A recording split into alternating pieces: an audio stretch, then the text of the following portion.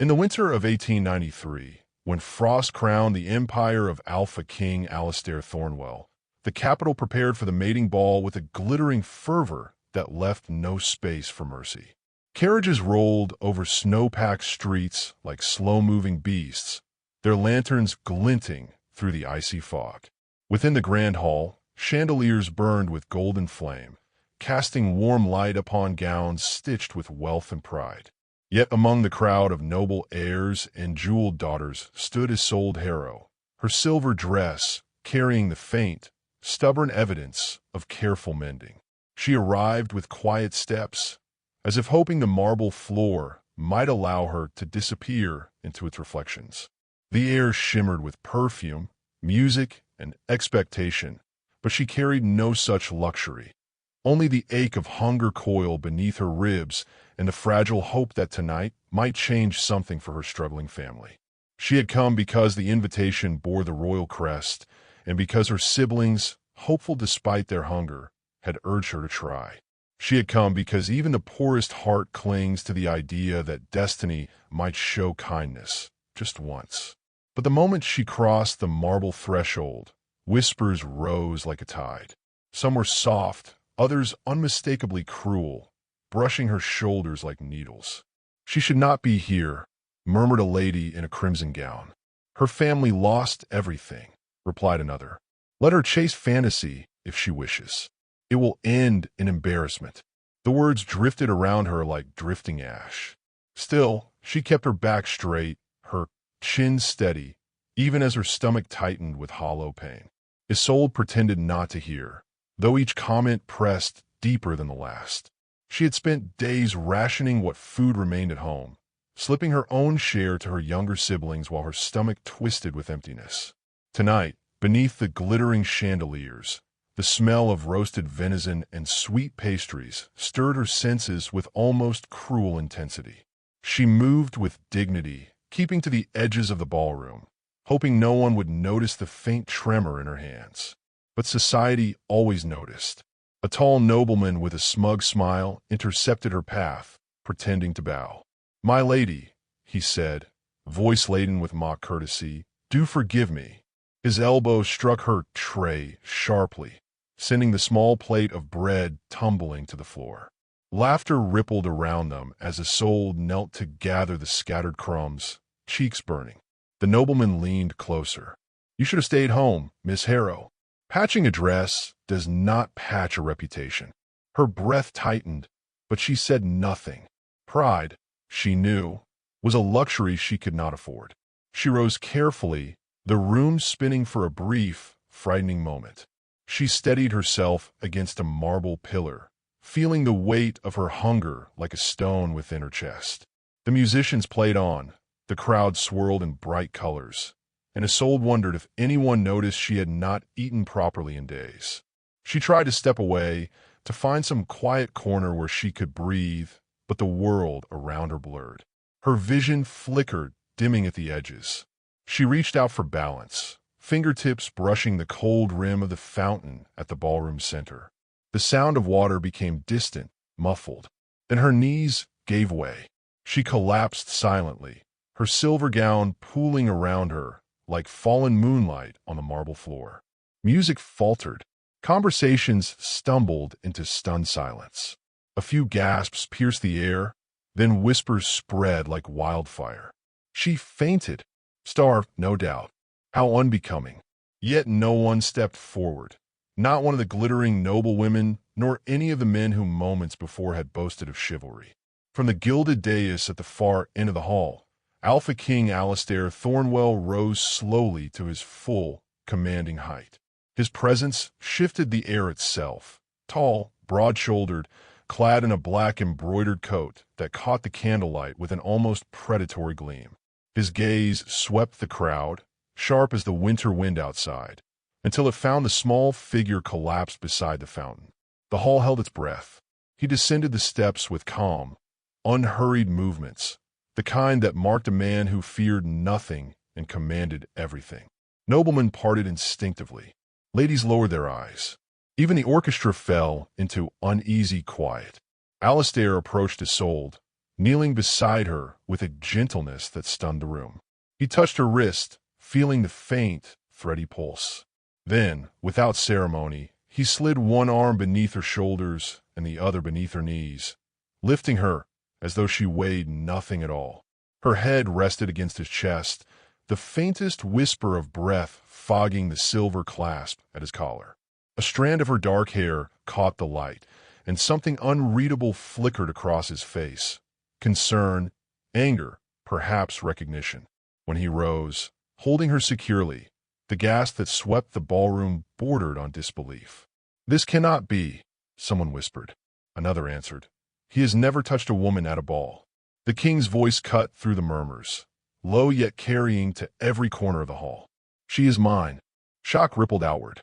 Some noblemen stiffened, others exchanged horrified glances.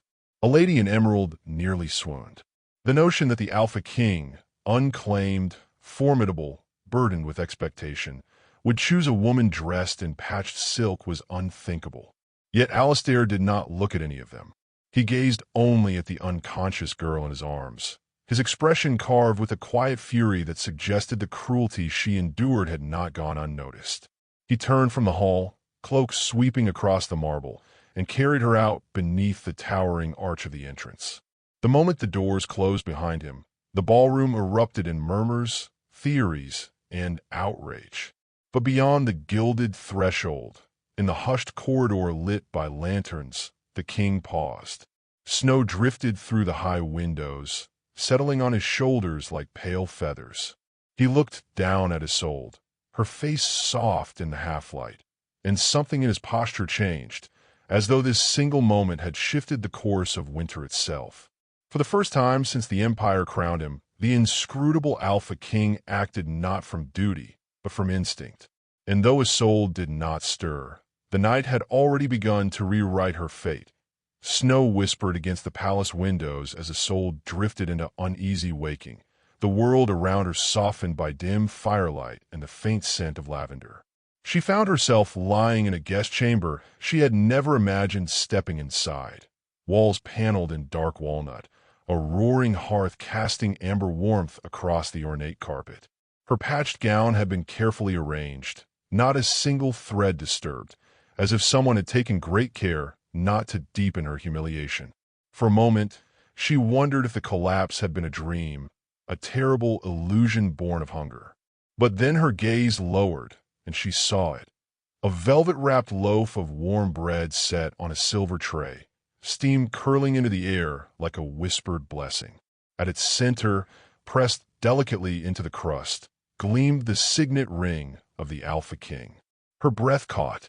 The symbol was unmistakable, an emblem no one in the realm would dare imitate. She stared at it, fear and confusion knotting inside her. Why would the king leave such a token for her? A signet ring was not merely a mark of protection. It was a declaration that the bearer fell under the king's personal guard. It was a promise that no slander or cruelty would go unanswered. It was, in its own quiet way, a claim. She touched the warm crust with trembling fingertips and felt the enormity of the gesture settle over her like fresh snowfall. Before she could gather her thoughts, the door opened softly. A palace physician entered, a kindly older man with silver spectacles and gentle hands. His voice held no judgment as he approached. "You fainted from exhaustion," he murmured, taking her wrist with the same care one might give a fragile heirloom. "The body speaks when pride refuses." She looked away, cheeks warming with embarrassment. He continued, his tone equal parts clinical and compassionate. "You carry signs of long-term malnourishment. You have been giving your food to someone else." She did not answer. She did not need to. Her silence was confession enough. When he stepped back, another figure filled the doorway. Tall, broad-shouldered, unmistakable even without a crown. Alpha King Alistair Thornwell entered with the steady, quiet authority of a man accustomed to shaping destinies. The room seemed to shift around him, as though the fire flared brighter in acknowledgement. His gaze swept briefly over the physician, who bowed and excused himself. Then Alistair's eyes settled on Isolde with an intensity that made her pulse quicken. "You are awake," he said, voice deep but softened by something almost tender. She attempted to rise, bowing her head. "Your Majesty, do not force yourself," he interrupted gently. "You need strength, not ceremony." His words stunned her more than any reprimand could have. Royalty did not speak gently to disgraced daughters in patched gowns. Yet he stood there, unhurried, hands clasped behind his back like a man guarding a fragile truth. She dared a glance at the bread on the tray. "You left this." He nodded once. "Eat. All of it." She hesitated. No one had ever spoken to her with such quiet command. Not cruel, not mocking, simply firm. But she could not bring herself to touch food in front of him. Her voice was barely above a whisper. "It is too much, Your Majesty." "It is not enough," he replied, a brief flash of fire crossing his expression. "You should never have reached the point where hunger ruled your body." Her eyes lowered, unsure how to respond to a king who spoke as if her suffering were a personal affront. He stepped closer, stopping at a respectful distance. "You attempted to leave the ballroom before you fell." It was not a question. "Did someone hurt you?" She shook her head quickly, unwilling to accuse anyone. But the faint tremor in her hands told him the truth she tried to conceal. "Rumors are already spreading," he continued, voice darkening. "Whispers that I chose you because you bewitched me. Others claim I lifted you out of pity." The word pity struck her like a blow. She swallowed hard. "I do not wish to bring you scandal, Your Majesty." His brows lifted slightly. "Scandal is a creature that feeds on ignorance. I am not afraid of it." Her breath faltered at the quiet conviction in his tone. No man had ever defended her. No one had ever stood between her and cruelty. But this man, this king, did so instinctively, as though protecting her was as natural as breathing. It left her unmoored, uncertain, wary of the world shifting beneath her feet. She whispered, "I should not be here." "You are exactly where you should be," he countered, voice low, "unless you wish to leave." The words hung between them, heavy with unspoken meaning. Her heart twisted. She did wish to leave, because she feared the kindness more than she feared the cold. "If I stay," she said softly, "people will say I sought your favor, that I feigned to draw your attention." Alistair's jaw tightened with controlled fury. "You collapsed because you were starving," he replied. And the court would sooner gossip than see the truth before them. She closed her eyes, the truth stinging. "I did not want to be a burden." He stepped closer, his voice dropping to a near whisper. "You are not a burden, Miss Harrow, but running will make you one, to yourself." The room fell silent. Only the crackle of fire remained. She felt his presence like warmth in winter, steady and unyielding. "Eat," he repeated softly. "Then we will speak of what comes next." She lifted the bread with trembling fingers. The first bite nearly brought tears. It was the first real food she'd tasted in days. Alistair's expression softened when he saw the relief cross her face. "Good," he murmured, as though reassuring himself she was safe. But peace was fleeting. A sudden knock broke the quiet. A guard bowed sharply. "Your Majesty, the Council of Alphas convenes at dawn. They demand explanation for your choice." The king's expression stilled, hardening like ice forming over water. He dismissed the guard with a nod, then turned back to Isolde. Something protective, almost fierce, shone in his eyes. "They will not decide your fate," he said. "I will." And though his voice was calm, the storm gathering behind it promised that the night ahead would change everything. For her, for him, and for an empire suddenly watching their every breath. The palace grew quieter with each passing hour, until only the distant hum of torches and the soft sigh of winter wind remained to accompany Isolde as she sat on the edge of the bed, hands curled in her lap. The bread had steadied her, but not enough to silence the storm that churned within her chest. The Alpha King's words echoed still. "They will not decide your fate." "I will." She had never been the subject of anyone's defiance, much less a king's, and her heart struggled to make sense of a world suddenly tilting in unfamiliar directions. She rose, restless, and walked toward the narrow window framed by velvet curtains, staring out at the palace gardens glazed with frost. Lanterns flickered along the winding paths, casting elongated shadows across the winter roses that stubbornly bloomed despite the cold. Something about them, fragile yet unbowed, pulled at her heart.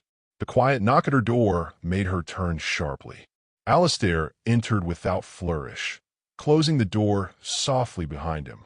He had changed his coat, though traces of snow lingered in his dark hair like silver threads. His presence filled the room instantly, calm yet charged, the way thunder might wait inside a cloud before revealing itself. He studied her posture with a perceptive eye, noting the tension in her shoulders. "The physician said you are stronger," he murmured. "I am relieved." She dipped her head in gratitude, but said nothing. Her silence, however, was not empty. It pulsed with unspoken fears and the sharp thought that she did not belong here. Alistair approached slowly, as though wary of startling her. "I wish to take you somewhere," he said. "A place where the air is clearer than these corridors." She hesitated, but nodded. He gestured toward the hallway with a slight motion of his hand, not commanding, not demanding, but offering. They walked side by side through winding halls lit by glowing sconces, passing portraits of ancient rulers whose painted eyes seemed to follow their steps. Every stone whispered history, and every whisper reminded his soul she was out of place. Yet Alistair's presence at her side grounded her in a way she could not fully explain. He led her through a tall set of glass doors into the winter conservatory, a breathtaking cathedral of frost-covered glass that stretched upward like a jeweled crown of ice. Moonlight filtered through the panes, scattering in delicate reflections across towering ferns, winter orchids, and snow-dusted vines. The air inside was cold enough to make her breath bloom white, yet strangely gentle, softened by the scent of evergreen and the faint sweetness of night-blooming flowers. Alistair paused a moment, watching her expression shift from caution to quiet awe. "I come here when I need to think," he said. "Tonight, I thought you might deserve the same."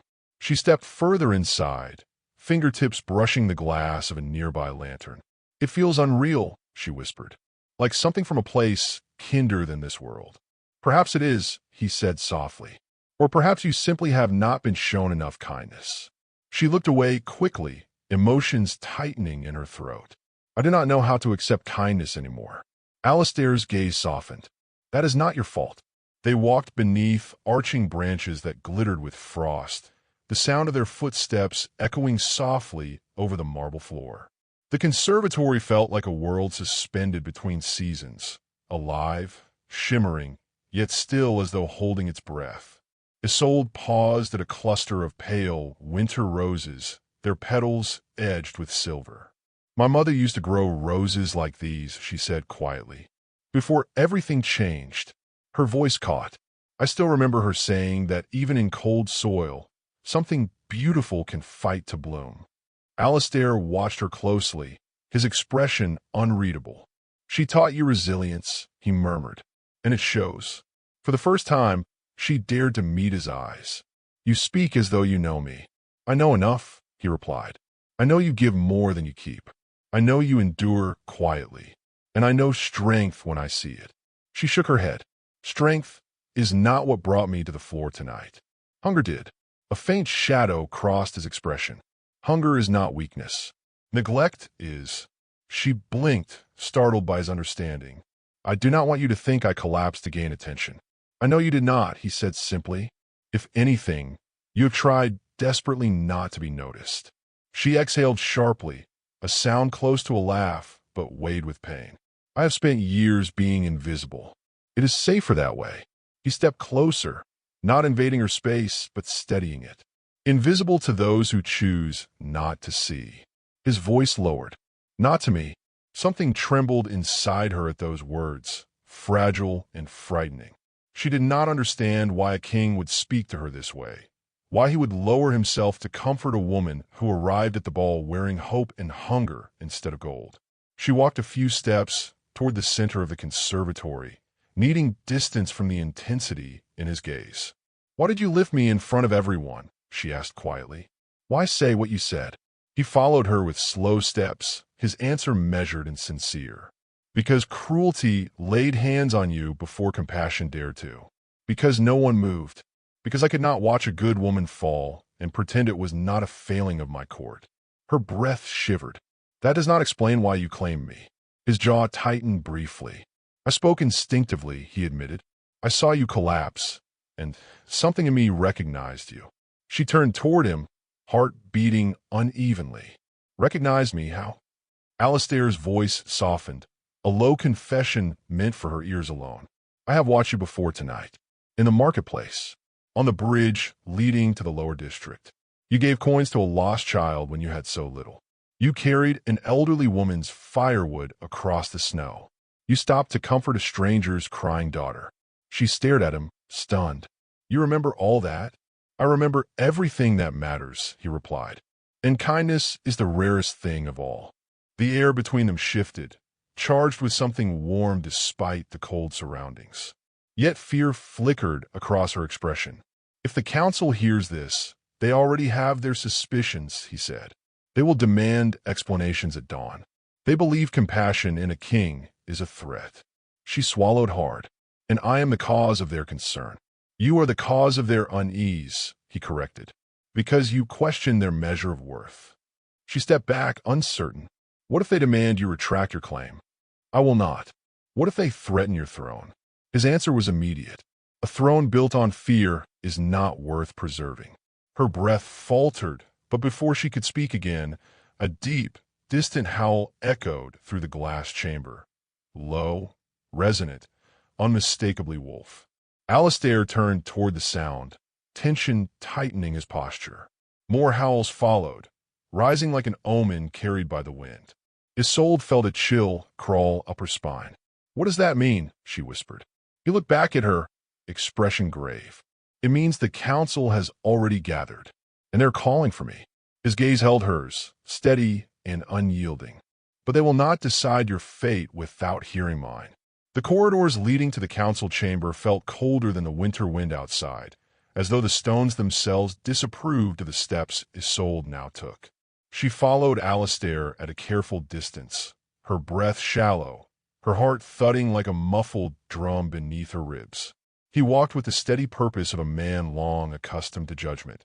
Yet there was tension in his shoulders, tension he had carried for years, perhaps, but sharpened tonight by the knowledge that the Council of Alphas waited with sharpened tongues. The conservatory's moonlit calm had vanished. In its place rose the storm they both knew they could not outrun. As they approached the heavy oak doors, voices leaked through the cracks, low, authoritative, simmering with disapproval. Alistair paused and turned to her. The torchlight caught the hard line of his jaw, the faint silver threading his dark hair, the controlled strength in his expression. You do not have to enter, he said quietly. What waits beyond these doors was not made for your heart to bear. She shook her head, fingers tightening on the folds of her gown. If I remain outside, they will say I hide in fear. A flicker of pride touched his eyes. And would that trouble you? She hesitated. It would trouble me to let them speak of you without hearing the truth of why I was chosen. Alistair's eyes softened, but he said nothing more. He placed his hand on the iron handle and pushed. The chamber opened like a cavern carved from shadow and fire. Flames danced within obsidian sconces, casting wavering patterns across the long stone table where the Alphas sat in a semicircle.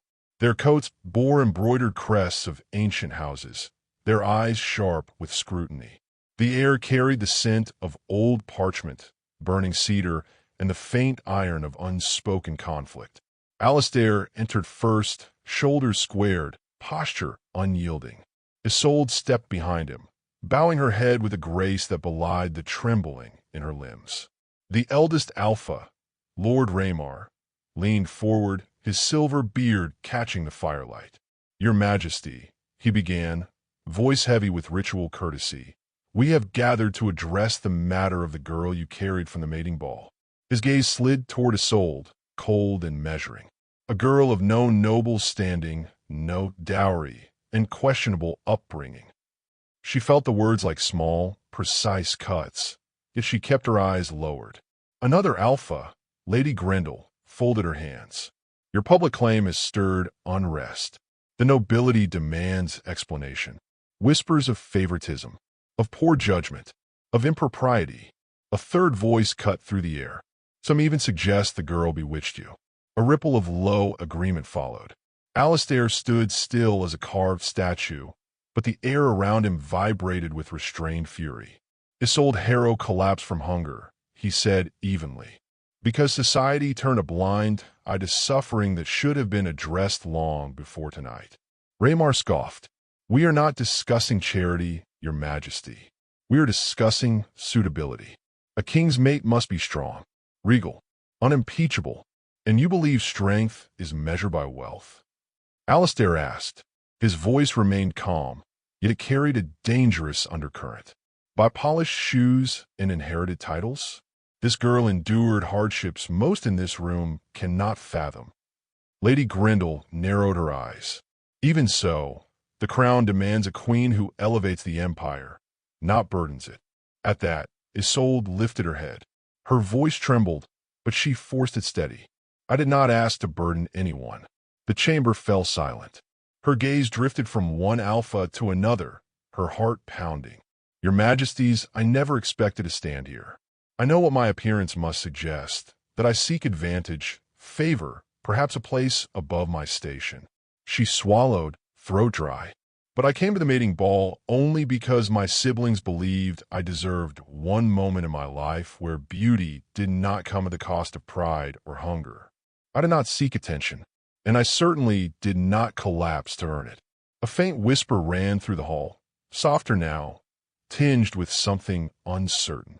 She continued, voice gaining the smallest fragment of strength. I know what people say about my family. I know the disgrace we carry. But I also know I have lived each day doing the best I could with what little remained. She paused, hands clasping tightly. If that makes me unworthy to stand in your presence, then I will leave this chamber willingly. Alistair turned sharply toward her, disbelief flickering in his expression, but she held her ground. The elder Alpha, Raymar, watched her closely, his stern features shifting just slightly. You speak with humility, he murmured. And without ambition. Lady Grendel's expression softened a fraction. Yet humility alone does not make a queen. Another alpha rose, one with gentle eyes beneath heavy brows. No, he said quietly, but compassion might. Raymar frowned. Explain yourself. The alpha stepped forward. We sit in this chamber, binding kingdoms, shaping laws, judging the worth of men and women. Yet how often have we offered kindness? How often have our decisions ignored the suffering outside these stone walls? His gaze settled on Isolde. A woman who shares her food while starving shows a strength we have forgotten. A murmur of reluctant agreement spread among the council. Alistair watched silently, though tension still coiled in his stance. Isolde met the gazes of the alphas one by one, her fears slowly giving way to something steadier. An emerging courage shaped not by pride, but by truth. For the first time, she felt herself seen not as an inconvenience, but as a woman whose endurance had weight. At last, Raymar spoke. The king declared her as his. The realm expects clarity. Alistair stepped forward, voice low but resolute. Then let them hear mine. His eyes found Isolde's, and something unspoken passed between them. An invitation, a vow, a decision that neither was ready to name but both could feel. Isolde Harrow stands under my protection, he declared. But more than that, she stands with my respect. Raymar's brows rose. Respect is not bond. Alistair's gaze deepened. No, he said softly, but it may become one. The hall quieted. Firelight flickered. Breath stalled. Slowly, Alistair turned fully toward Isolde, standing before her with a solemn resolve that rippled through every watching eye. Isolde, he said, voice carrying through the chamber, I ask you not to pledge yourself to me, only to allow me the chance to earn your trust. Her breath trembled, her world narrowing to the man before her. Your Majesty, she whispered, unsure how to bear the weight of such devotion. But before she could answer, the chamber doors burst open with a rush of icy wind, and a breathless royal messenger fell to one knee. "Your Majesty, the unrest has begun outside the palace walls. The nobles demand to know the truth behind your claim. They want her presented at dawn." The council turned as one. Alistair's jaw set like iron. Isolde's heart stilled. Dawn was no longer far away. The messenger's words hung in the air like a blade suspended above them, trembling with the weight of Dawn's demand. Alistair did not look away from Isolde, though the entire council shifted restlessly around them, their concerns swelling like a rising tide. She felt dozens of eyes on her, measuring her worth, her fragility, her right to even stand in a chamber meant for rulers. The cold draft from the open doors brushed her skin, carrying the tumult of the nobles beyond the palace walls. Voices lifted in outrage, rumors gathering like smoke. Isolde realized that her life had become the center of a storm she never asked for. And yet, deep inside, something began to steady. Alistair turned to the messenger. "Seal the inner gates. No further crowds are permitted beyond the courtyard." His voice held no trace of fear, only the calm certainty of a man who had ruled storms before. The messenger bowed and fled. When the doors closed again, the silence that followed was thick enough to shatter. Lady Grendel rose, her expression composed but edged with concern. If the nobles demand she be presented, then tradition requires it. To refuse would imply you have something to hide. Raymar nodded grimly, and denial will only fuel unrest. "Appearances matter, Your Majesty." Alistair's jaw tightened. "Appearances," he said quietly, "have cost too many their dignity." His gaze flicked to Isolde, "And I will not allow it to cost her more." Isolde felt her throat tighten. He was defending her again, without hesitation, without strategy, simply instinctively, as though something within him had chosen its direction long before conscious thought could interfere. She stepped forward, her trembling no longer from fear, but from a resolve slowly forming, fragile yet firm. "If Dawn requires me," she said softly, "then I will stand before them." A ripple of surprise moved through the room. Alistair's head turned sharply toward her. "You are not obligated to endure their cruelty." She met his gaze, uncertainty flickering but not overtaking her. "If I run from them now, Your Majesty, they will believe everything they whisper about me." She folded her hands. "I'm not brave, but I am not dishonest.